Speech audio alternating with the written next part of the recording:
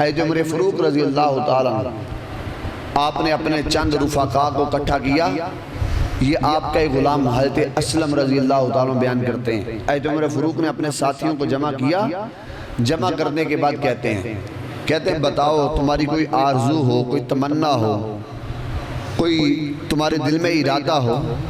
تو ان کا ایک غلام کہتا ہے کہ میری تمنا ہے کہ میرا گھر سونے چاندی سے بھر جائے اور میں اسی وقت اللہ کی راہ میں سارا تقسیم کر دوں. یہ میری آرزو ہے.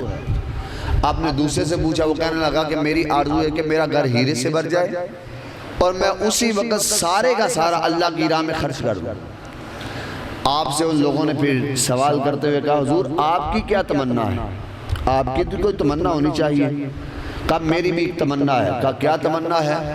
کہا میری تمنا یہ ہے کہ اللہ رب العزت مجھے ابو عبیدہ بن جراح، سعد بن ابی وقاص، حضرت حذیفہ، یمان، ان جیسے ساتھی دے تاکہ میں ان ساتھیوں کی مدد سے اسلام کی مدد کر سکوں. یہ تمنا ہے میری.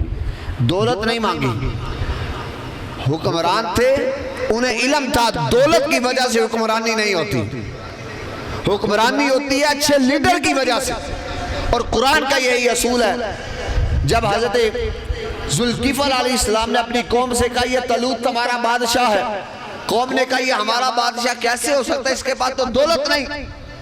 اللہ رب العزت نے قرآن نازل کرتے ہوئے فرمایا دولت کا ہونا بادشاہ کے لیے ضروری نہیں. وَزَادَهُ بَسْطَةً فِي الْعِلْمِ وَالْجِسْمِ، بادشاہ ہونے کے لیے جسم کا اور علم کا ہونا ضروری ہے. جسے کا ہونا ضروری ہے، علم کا ہونا ضروری ہے. آج بدقسمتی یہ ہے کہ ہم حکمرانوں کو دولت سے ناپتے ہیں، ان کے ویو سے نہیں ناپتے، ان کے جسم سے اور ان کے علم سے نہیں ناپتے. ہم دیکھتے ہیں جس کے پاس دولت زیادہ ہے وہ ہمارا لیڈر ہونا چاہیے.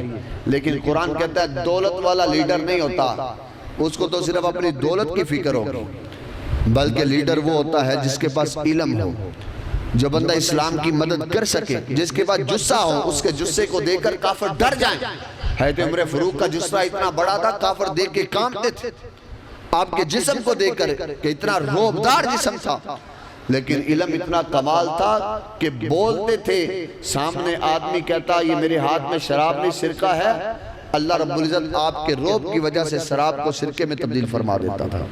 یہ حکمران تھے ہمارے. جب بیت المقدس فتح ہوا، حضرت ابو عبیدہ بن جراح اس وقت اس کو فتح کرنے والے تھے. حضرت عمر بن خطاب کو بلایا گیا کہ حضور آئیں. لوگ کہتے ہیں ہم دیکھنا چاہتے ہیں عمر کو، اور انہی کے ہاتھ سے چابی دی جائے گی، تالا کھلے گا. حضرت عمر بن خطاب گئے وہاں پر. حضرت ابو عبیدہ بن جراح کو اپنا ساتھ لیا، ایک کونے میں چلے گئے. کونے میں جا کر روتے رہے. تھوڑی دیر کے بعد واپس آئے. ساتھیوں نے کہا حضور یہ خوشی کا موقع ہے، ہم نے بیت المقدس فتح کر لیا.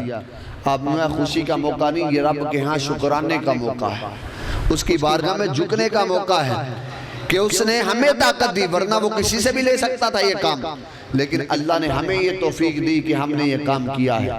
اس لیے یہ ملک پاکستان بنا ہے. اس ملک پاکستان کی قدر کریں.